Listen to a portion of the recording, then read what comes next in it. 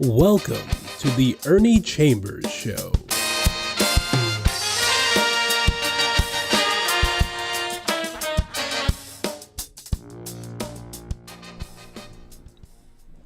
Brothers, sisters, friends, enemies, and fools. There are some fools out there, just like there are some of the others in that catalog.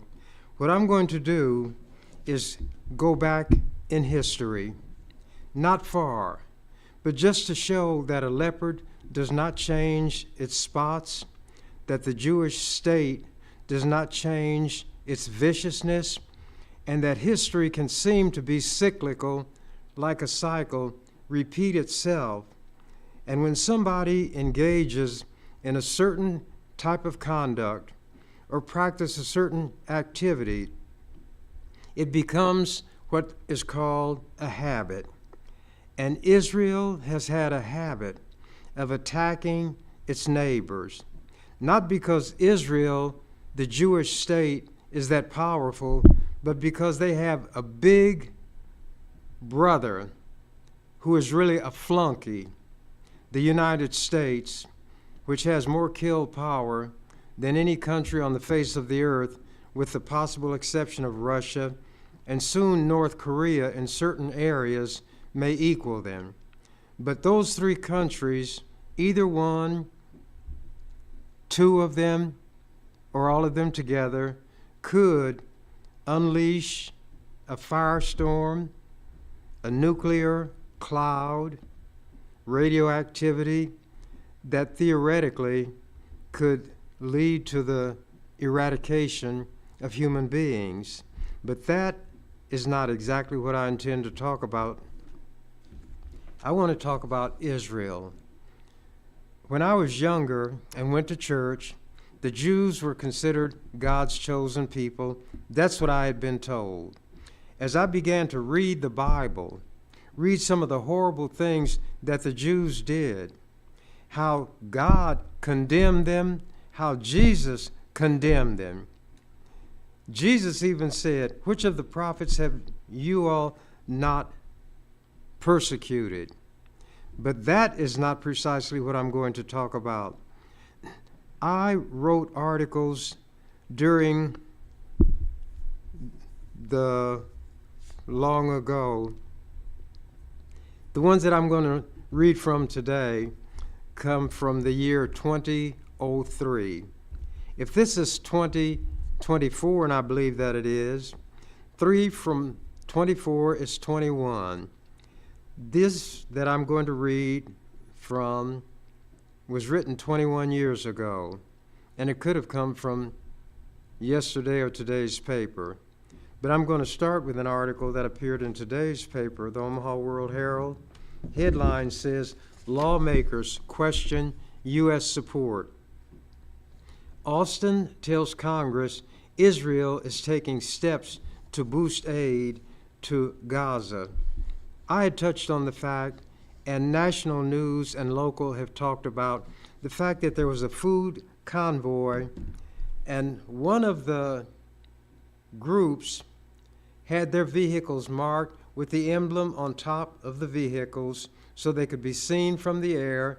There would not be any, quote, mistakes, unquote, by Israeli bombers, and they could get this aid delivered to the people who need it so desperately. Famine, starvation, attendant sicknesses, and some diseases are racking Gaza, thanks to God's chosen people based on the way they describe themselves. But the Bible said there are gods many, there are lords many. So their God could be the devil. As a man thinketh in his heart, so is he. You'll know a tree by the fruit it bears. I'm going to get to this article, and it was accompanied by a photograph, and you probably can't make it out, but just let you see that there was a picture accompanying this, and the caption says, "Secretary of Defense Lloyd Austin and Chairman of the Joint Chiefs of Staff, General Charles Brown Jr., testified Tuesday, which would have been yesterday, before the Senate Armed Services Committee on Capitol Hill in Washington. These men have all kind of badges and symbols to show their military exploits, but there were some questions. Austin tells Congress Israel is taking steps to boost aid to Gaza. This is from an Associated Press release, which the World Herald printed. Washington. Defense Secretary Lloyd Austin told the Congress Tuesday that pressure on Israel to improve the flow of humanitarian aid into Gaza appears to be working, but he said more must be done, and it remains to be seen if the improvement will continue. Quote, "It clearly had an effect.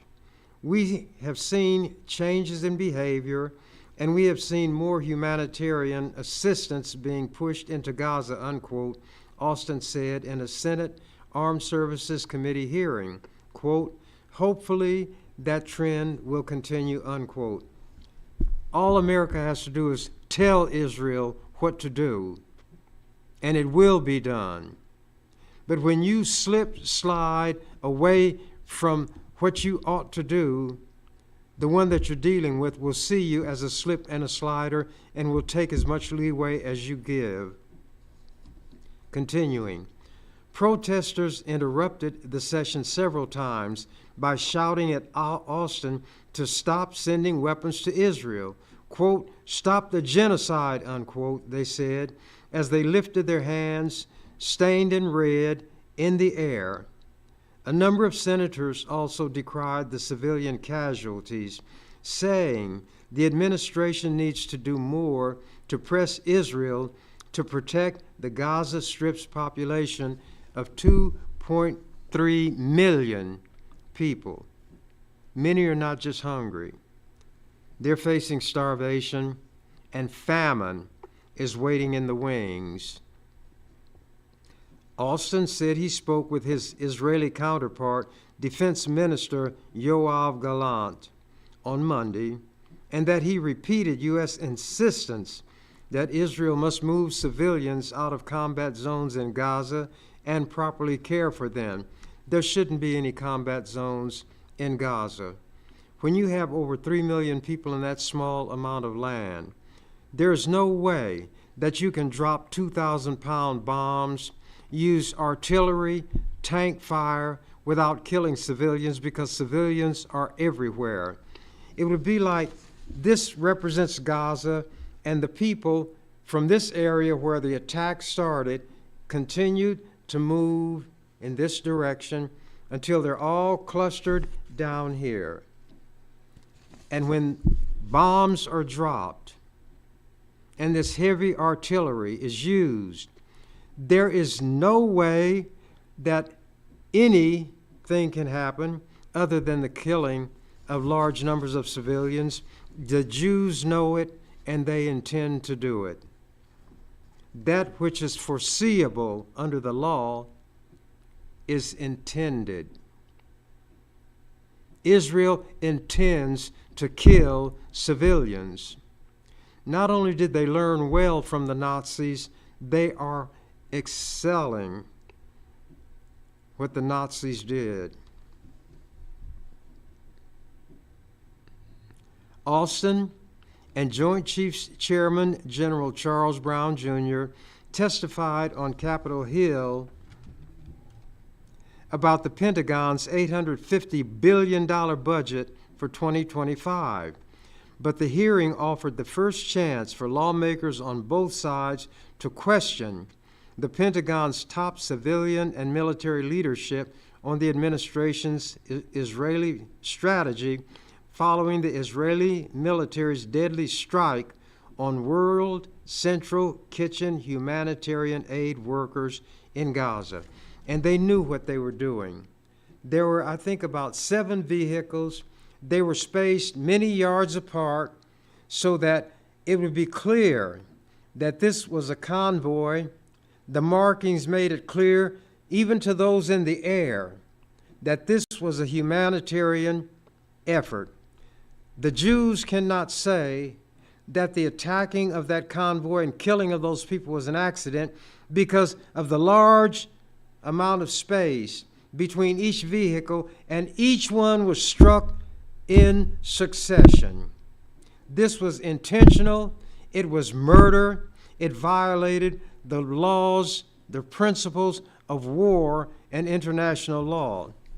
But since Israel is a client of the United States, who is going to put Israel into the dock and make them stand trial for the crimes that they committed, are committing, and have made it clear they intend to continue committing?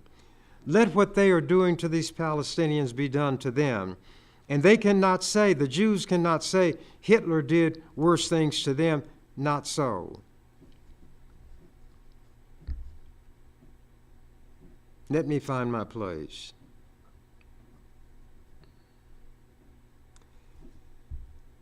But the hearing offered the first chance for lawmakers on both sides to question the Pentagon's top civilian and military leadership on the administration's Israel strategy following the Israeli military's deadly strike on World Central Kitchen humanitarian aid workers in Gaza. That strike also led to a shift in tone from President Joe Biden on how Israel must protect civilian life in Gaza, and drove dozens of House Democrats, including former House Speaker Nancy Pelosi, to call on Biden to halt weapons transfers to Israel. Half the population of Gaza is starving and on the brink of famine due to Israel's blockades. Israel in recent days took initial steps to increase the flow of humanitarian aid into Gaza. In a call Friday, Biden told Israeli Prime Minister Benjamin Netanyahu that future U.S. support for the war in Gaza depends on Israel taking more action to protect civilians and aid workers. Bull. There doesn't need to be a war in Gaza. There is not a war. There is a massacre. Netanyahu knows that Bush, they all run together in my mind, knows that Biden is a paper tiger. His bark, which is roo, roo, roo, is worse than his bite because he has no teeth. And Biden has said he'll continue sending these bombs, the missiles, the artillery to Israel, and the only thing they're going to be used for is to kill Palestinians. This is like something that may never have been witnessed in history on this scale. And it's under the auspices of what is supposed to be the most enlightened country on the face of the earth. And if America fits that description, or that description fits America, the earth and its people are in awfully bad shape. At the hearing, Austin also said the military is moving ahead with plans to build a pier off the Gaza coast to increase the delivery of humanitarian aid. Here is the big United States, and they've got to get Israel's permission to do anything. And now Israel is about to pull the trigger, perhaps on the beginning of a world war, by attacking a consulate where they knew Iranian diplomats would be, and there were some deaths. So Israel is provoking something because they know that they pop their finger and the boot-licking United States will come running. This is from an article that I put in the Omaha Star 21 years ago. March 27th, 2003. US/UK/Israel Axis International Outlawry. UK stands for United Kingdom, Britain, England, Scotland, Ireland, and all the other little things that are part of it.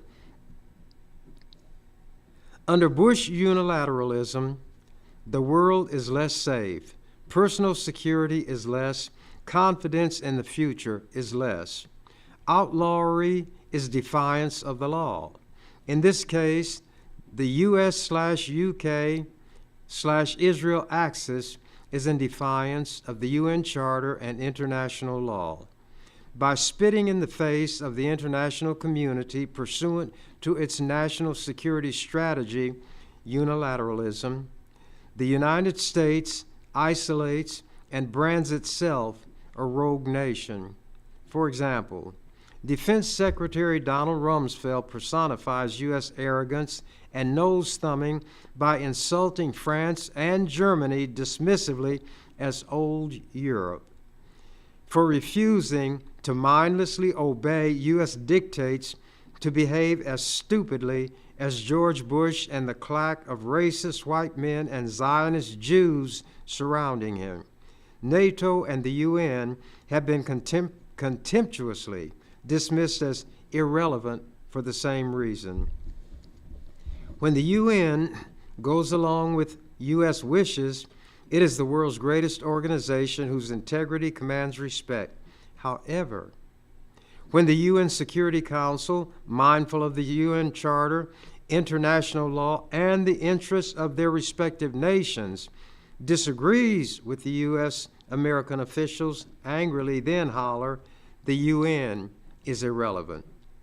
The casualties so far of U.S. unilateralism are Iraq, the UN, United States, Europe relations, Arab regimes cooperating with the Axis. An expected outgrowth is the destabilization of the world and the unleashing of intensified terrorist activity around the globe. The rage, indignation, and contempt spawned by the murderous, cowardly, criminal aggression of the U.S.-UK-Israeli axis against the people of bleeding Iraq, whom Bushites hypocritically intone have suffered enough under Saddam Hussein. They are so intense, I scarcely trust myself to write rationally about it. Listening to the ongoing U.S. propaganda line echoed by the subservient U.S. media relative to the purported justification of the illegal aggression serves only to make matters worse. Clearly, the U.S. is a rogue killer nation, thumbing its nose at international law and the world community. Notwithstanding Bush's preposterous claim that the invasion, and this is about Iraq, that night they attacked Iraq with the bombers.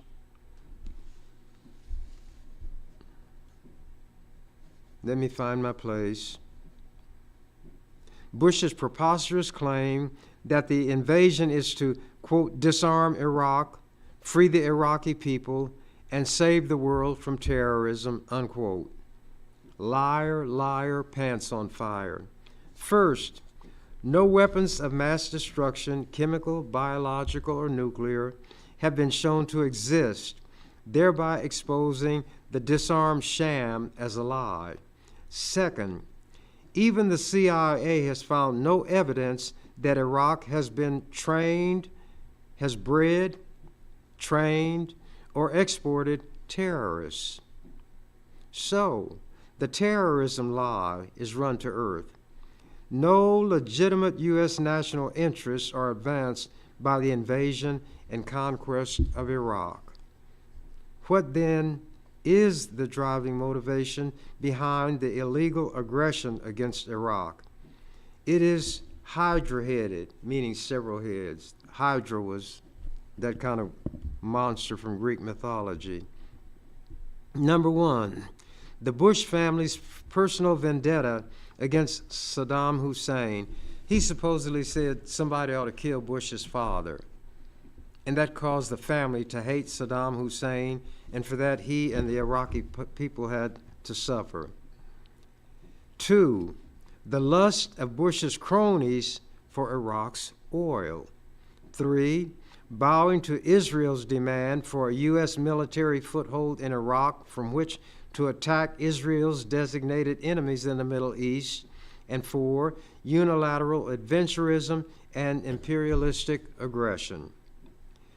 Unremitting nighttime aerial bombardments. If you watched television at that time, the screen would be dark, you'd hear the planes roar, then you see all this fiery appearance along the horizon. That was the shock and awe. Unremitting nighttime aerial bombardments and missile attacks that are intended to and do sow terror among the Iraqi populace are not the behavior of, quote, liberators, unquote. Thousands of bombs and missiles with accompanying horrendous explosions, terrifying concussive effects, resulting fires, fumes, smoke, and fouling and contamination of the atmosphere can hardly be deemed liberation. It is doubtful that Iraqis feel better about their women and children being slaughtered by so-called liberators from the U.S. and U.K. rather than at the hand of Saddam Hussein, which they could never prove that Saddam was doing. The terror, destruction, and nerve-shattering noise and chaos being wreaked by the axis of outlawry are unmatched by anything previously inflicted on Iraq and its people. And when one nation preemptively unleashes unprecedented military might against another that is far weaker and poses no imminent threat, it is not war, but vicious bullying. It is the slaughtering of innocents. How many women, children, infants, elderly, and infirm will be murdered by Axis forces in the air, on the sea, and on the ground? Killing civilian non-combatants is murder. Killing Iraqi civilians is intentional. Both moral and civil law declare that what is foreseeable is intended. Killing civilians is foreseeable. Who doubts that the bullying U.S. behemoth will ultimately crush militarily tiny and weak Iraq? Still, questions remain. Number 1, what will be the reaction of ground forces when, despite shows of overwhelming kill power, significant resistance is encountered as the invaders near Baghdad? And may the spirit of jihad draw outside support to Iraq's aid? 2, having been convinced of their invulnerability and invincibility by Axis propaganda, what will be the reaction of the young troops, and how will they behave when they come face to face with the reality that they and their comrades, not only Iraqis, will be harvested by the Grim Reaper? Will the, quote, psychological warfare, unquote, of the Axis trumpeting guaranteed death to Iraqis and guaranteed victory to Axis forces backfire when death cuts a swath through the invaders' ranks, as it surely shall? 4, what will be the ramifications and complications of the movement of Turkish troops into Kurdish North Iraq in disregard of wishes and warnings of the U.S. and in the face of Kurdish vows to fire on such troops? The slam-dunk invasion of Iraq may not be quite as neatly packaged and ready for delivery as the American public has been led to believe by official U.S. and media propaganda. Americans may shed as many tears over the death of their loved ones in this illegal bush war of aggression as tears shed by weeping Iraqis over the death of their loved ones. In the meantime, Bush and his advisors enjoy the safe, snug comfort of their safe houses and the dinners and other social diversions available to the elites who cheerfully send other people's children to their death in an unworthy cause. Shocking as it may seem, Iraqi David may have a special stone to slay U.S. Goliath. This gloomy discussion calls to mind a song titled, "There's Got to Be a Morning After," and a reminder, the rest of the world cannot be disregarded in the aftermath of the Axis outlawry in Iraq, as has been the case where the only question devolved on the irresponsible and criminal wielding of overwhelming kill power by the Axis powers, killing untold numbers of civilians, elderly, men, women, children, infants. Long ago, an English gentleman named Oliver Cromwell made a plea to the Scots before the Battle of Dunbar. Quote, "I beseech you, in the bowels of Christ, think it possible that you may be mistaken," because the Scots were going to fight England. The scoffing Scots paid no heed and were crushed in the ensuing Battle of Dunbar, September 3rd, 1650. If only somebody could prevail on Bush to apply Cromwell's cautionary plea to himself as he blunders and plunges into the thicket of arrogant, irresponsible military unilateralism. The reason I'm going back is to show that what's happening today is just a part of the thread that reaches back some distance. Not quite so long ago, Otto von Bismarck became the first chancellor of the modern German Empire. I like history. Malcolm X said history is the subject best suited to reward our study. He was the modern German Empire, 1871 to 1890. He has been memorialized with an adjective, Bismarckian, and that does not refer to the jelly donuts that we call Bismarcks. Bismarckian, which signifies aggressiveness in politics and diplomacy, is what Bismarckian meant. He won 3 wars and unified Germany, but his legacy, pursued by his successors, that Germany should be unmindful of the interests of every nation except Germany, led to 2 colossal defeats. Thus, the Bismarckian aggressiveness that united Germany and engendered an aggressive national spirit united the world against his successors and resulted in devastating defeats. People need to think about the consequences of their actions. Will the Bushites take heed? Today, weak Iraq. Tomorrow, who's next? With a little bit of luck, Bushian unilateralism may succeed spectacularly for a time, but when it falls in the long run, the failure will be catastrophic and terrible. Even now, bitter, sometimes violent protests around the world and in the U.S. against the Bush family's war and unilateralism are harbingers of more ominous things to come, with little consideration given to long-term consequences of that policy based solely on using the nation's overwhelming kill power to vindicate a family feud and Israel's aspirations in the Middle East. Bush has taken a fateful step which cannot be retracted. The die, as they say, is cast.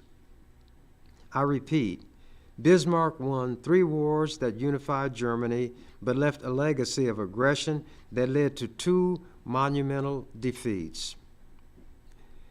I used to have a cable program through Fox and Cox, and the mayor and another fellow who used to work for KETV didn't like me and what I said, so they took the program off. This occurred March 17th of 2003. Last night, March 17th, they had talked about this policy of America called shock and awe. Following are some of my thoughts prior to the raining down of bombs and missiles on the people of Iraq. The U.S. shock and awe threat wilted into aw shucks. Last night, which was March 17th, 2003, I watched President Bush talk to the nation from a red-carpeted corridor in the White House. His expression resembled that of a deer in headlights.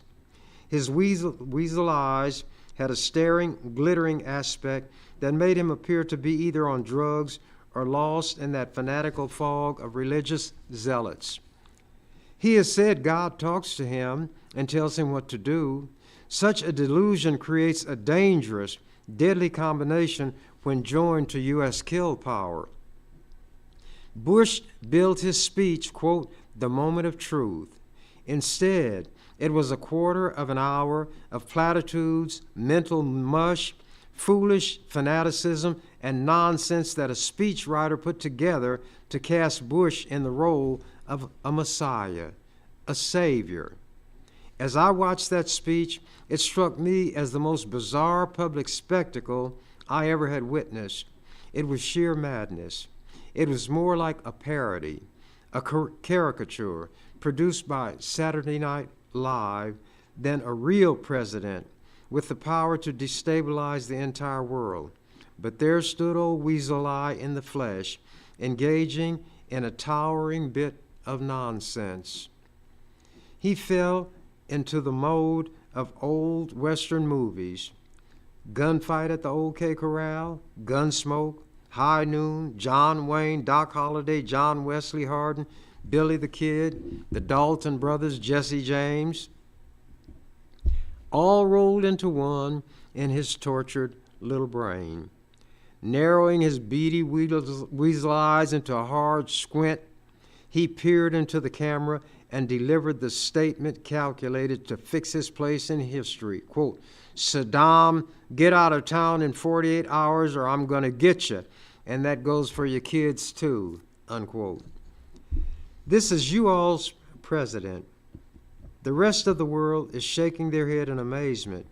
A fool is abroad in the land. The U.S. is in the hands of a buffoonish madman. That speech convinced me that Bush is indeed suffering from messianic, they might say messianic, but the delusions of being a messiah. He truly believes himself to be the Messiah. Again, peering into the camera, he said, as if talking directly to the Iraqi people, as if they were watching him on TV instead of preparing to dodge U.S. bombs and missiles,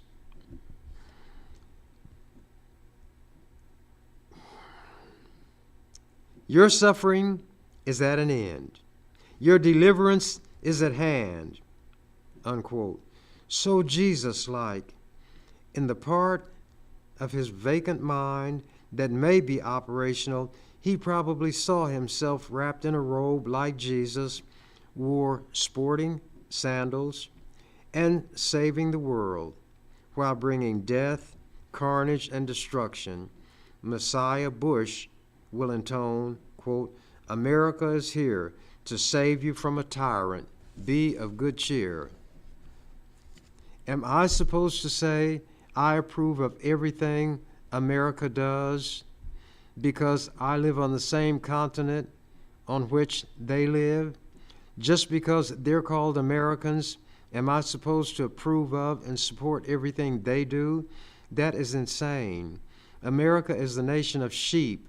Whatever Bush decides in his disordered mind to do, America will fall in line behind him and go along. Well, I am not a sheep. American troops slaughtering innocents in Iraq commit murder, a crime against humanity. Why are they doing it? Why are they using deadlier super weapons in numbers dreamed of never before?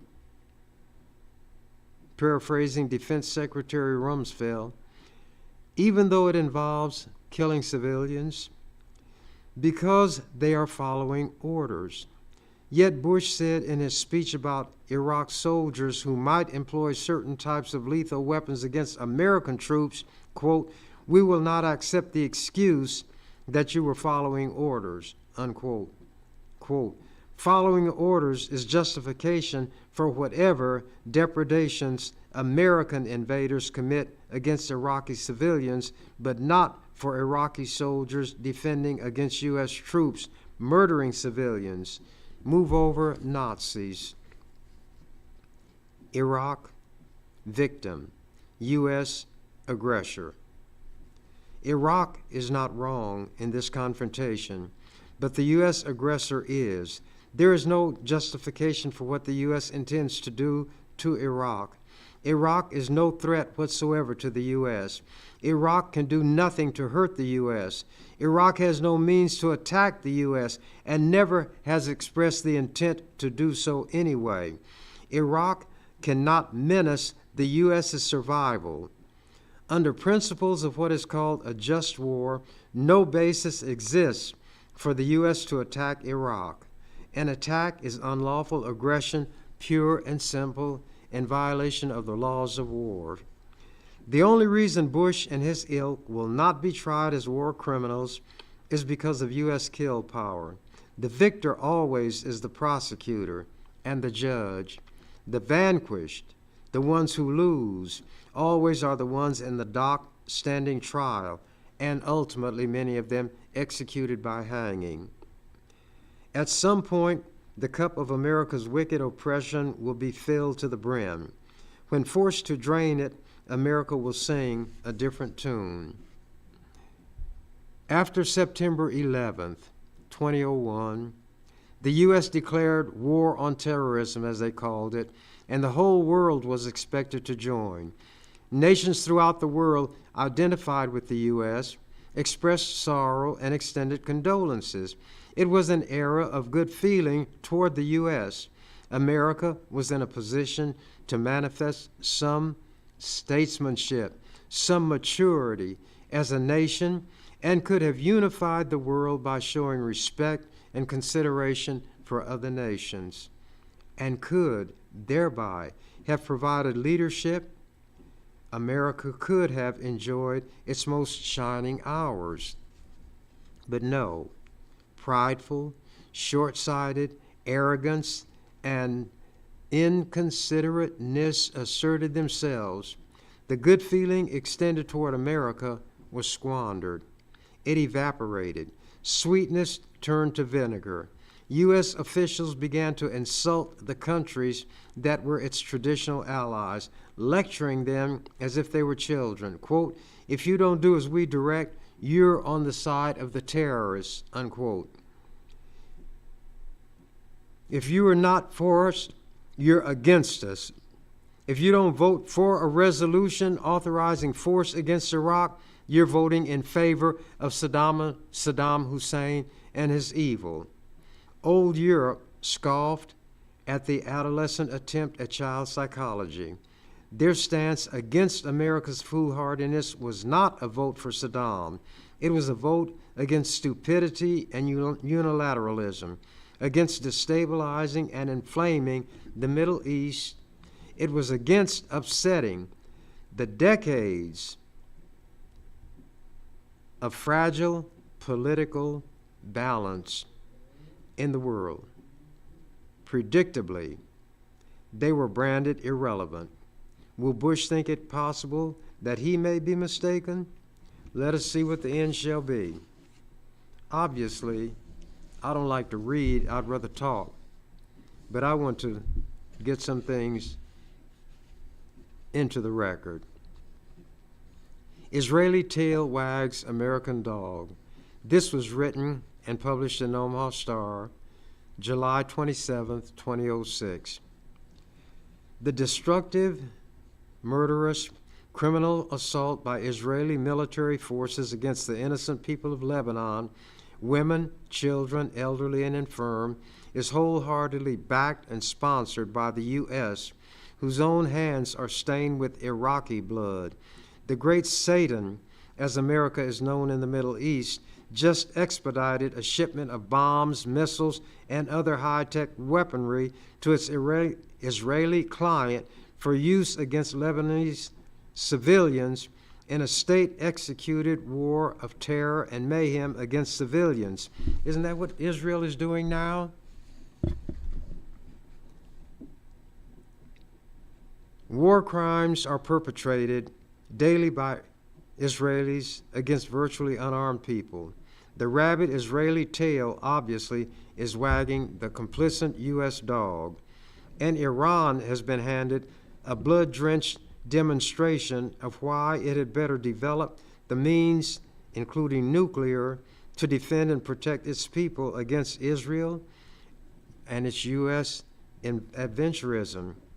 I'm convinced that the murderous behavior of the U.S.-Israeli axis of terrorism is what provoked Russia within the past few days to back away from support of the U.S. proposed sanctions against Iran and to reevaluate the entire Iran nuclear question. And Iran did develop nuclear weapons thanks to what Israel was threatening and what America was backing them up in.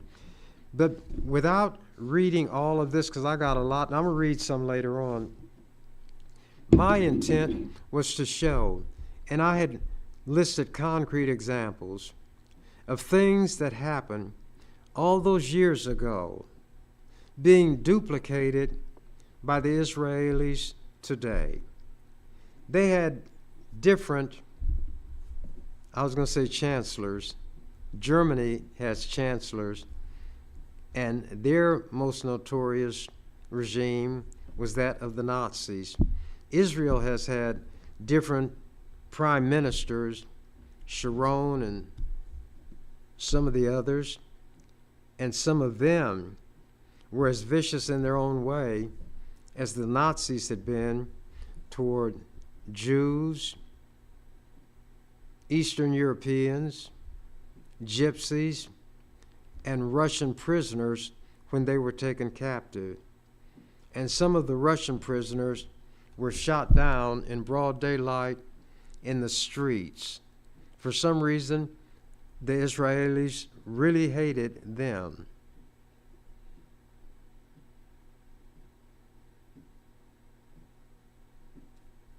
You thought I made a mistake, didn't you? The Nazis had the Russian prisoners and shot them down in front of the German populace, and other things were done by Hitler which made it impossible for the German populace to say, when the Nazi regime was obliterated, that they didn't know what was going on. They didn't know there were concentration camps. They did not know that there were extermination camps. They didn't know that that stench that rose from these giant, I call them incinerators, were caused by the burning of human flesh. People who watch evil being done to others and don't take a stand against it, even by speaking against it, will find all kind of rationalizations that will enable them to say, I didn't know what was going on. When they saw the Germans transporting truckloads and train loads of Jews somewhere, and the Jews never came back, and what were called rumors were flying everywhere, and survivors of Jewish families who managed not to be home when everybody else was taken, and they had gotten information about what was happening and were trying to spread the word. There were people who still said, we don't know. We didn't know. And when the Germans made anybody who was Jewish take a 6-pointed star, a Star of David, put the letter J on it and wear it prominently, the German people didn't know what that was about. And when this old man was talking to this little boy, and a car went by and it had curtains over the windows, the little boy said, "Who's in that car?" And the old man said, "A man is in that car who said he talked to a person who saw and talked to Hitler." It was almost as though Hitler didn't exist. There was a point that I'm unable to make by reading this, by saying what I'm saying, no matter what, because people have their minds made up on what direction they're going to go. The point is that we should not sit by and watch other people mistreated and abused when we can say something, when we can do something to prevent it. If white people see rogue cops messing over black people, poor people, Latinos, they should say something. I read an article about this Latina woman who had a $10 million bond put on her because they said she provoked a fight between two men, and her bond was several hundred times the bond of the man who actually committed the killing during the fight.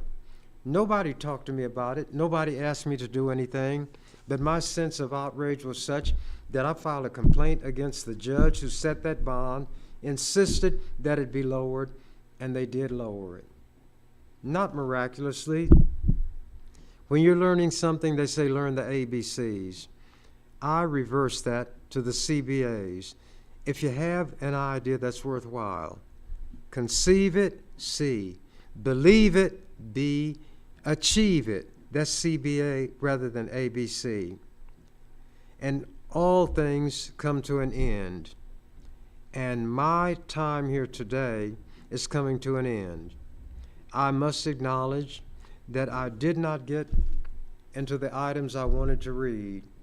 As I was reading, my mind was racing to other things that I would rather say, but I had promised to read.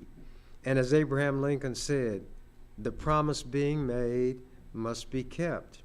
Some people watching may rather have had me talk, explain, give my arguments than read from articles that were written.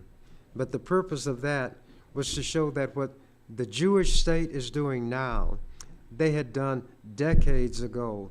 They had done it down through the years to their neighbors, thanks to the backing of the great Satan, the United States. Israel couldn't do this on its own.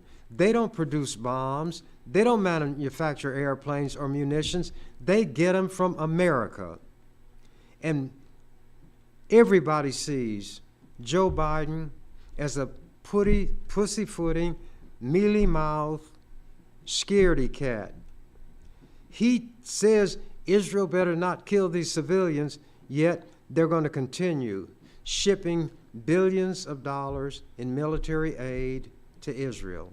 As I mentioned earlier, 2,000-pound bombs dropped in civilian areas. And Joe Biden is a president that people ought to have confidence in. Somebody's got a ring in Joe Biden's nose attached to a cord, which is in somebody's hand, and when they jerk that cord, Biden moves in that direction, and that hand is Jewish. He's like Charlie McCarthy sitting on the lap of Edgar Bergen. The puppeteer makes the puppet move. The ventriloquist is the one who speaks. The puppet, the dummy, the mouth moves, but the words are those of the ventriloquist. Israel is the ventriloquist. They allow Biden to say whatever he wants to say. But then when they tell him, when Biden tells Netanyahu, you better not do this, Netanyahu shakes her finger and says, you better remember who you're talking to. So you tone that down. But whatever you do, don't make the threat to withhold aid of a military nature. There are people on both sides of the aisle, as they say in Congress, Democrats, Republicans, in the House and in the Senate, who don't want aid of a military nature to go to Israel.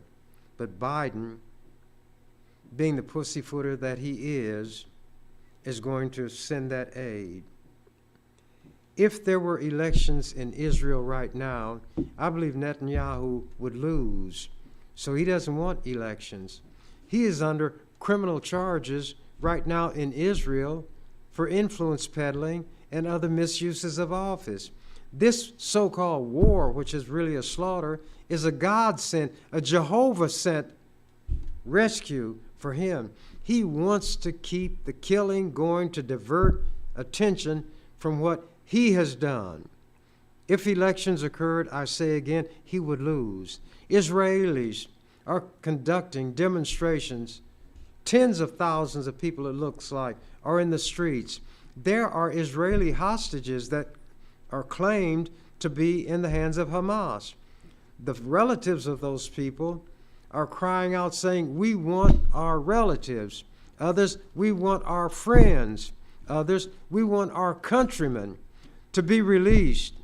And we don't like this killing of civilians in the name of Zionism, in the name of Judaism. I am not one who will say that the Jews are getting what they deserve, because not all Jews are involved in what is happening. The ones who are responsible are the ones who drop the bombs, who pull the triggers, who do the killing. But because human beings tend to generalize and lump together, you'll hear that expression, the Jews, as though it's one entity. And I say again, if you have a Jewish friend, keep that person as your friend as long as he or she has done nothing to break the friendship.